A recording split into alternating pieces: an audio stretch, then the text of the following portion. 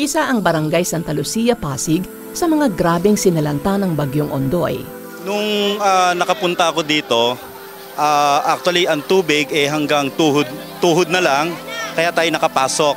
Pero sa aking mga pakikipanayam sa mga taga rito, ang tubig dito sa lugar na ito na kinatatayuan ko, halos 1 tao at kalahati ang lalim. Doon sa Monte Libano, halos 2 tao ang lalim mahigit. Para sa kanila, nung dumating ako dito na may tubig pa, talagang hopeless sila. Na iisip nila na talagang wala na talaga yatang pwedeng tumulong sa kanila. Ngunit lingid sa mga taga-residente ng Barangay Santa Lucia, may nakalaang tulong na sa lugar nila at hindi lang basta-basta tulong. Ang mag-asawang Gary at Angeli Valenciano, kasama ang kanilang 2 anak na sina Kiana at Gab at si Jericho Rosales ay nagboluntaryo sa Operation Blessing para maging biyaya sa mga Pilipinong naging biktima ng bagyo.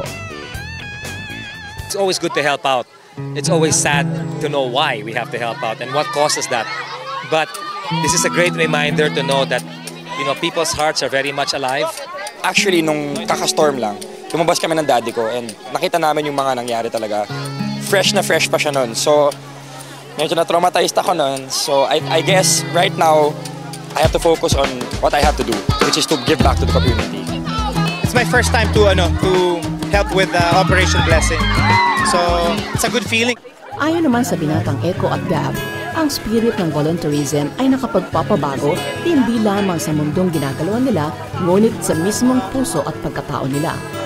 Gusto ko lang magamit talaga yung sarili ko para makatulong, at least whether inspirational, whether prayers, whether just be there, physically be there. Yun yung gusto ng puso mo di ba? Parang ganoon parang lahat ng tumutulong isa lang yung nasa dibdib nila Kasi nung dati I would go with my dad pero bata pa ako. Ngayon I can think, I can discern, I can feel it, and what a joy it is for me talaga na nakakabigay din ako. At kahit palalim na ang gabi sa lugar ng RTMC compound sa Barangay Santa Lucia, kung saan ay wala pa ring kuryente, puro liwanag at pag-asa lamang ang natatanaw ng mga celebrity volunteers para sa kanilang kababayang Pinoy.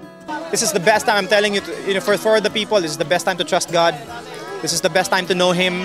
This is the best time for you, for Him to give Him the opportunity to prove na talagang in your lives, He loves you, and He will restore your, whatever it is na kailangan niya ma-restore. He'll make it even better pa.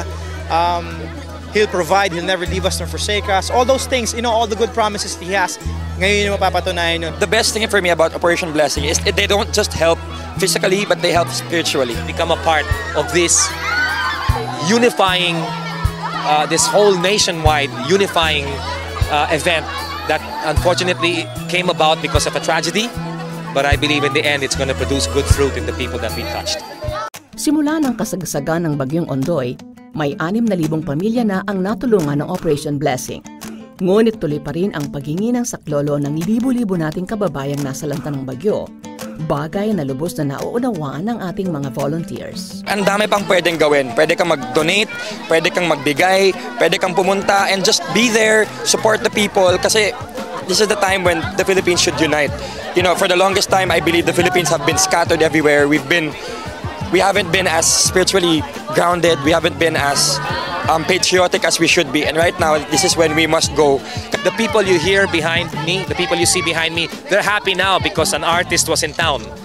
But when we leave, they're back to facing reality.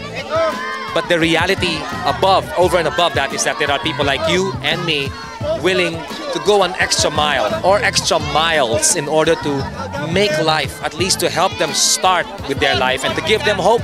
On behalf of Operation Blessing and all my co-actors and fellow musicians,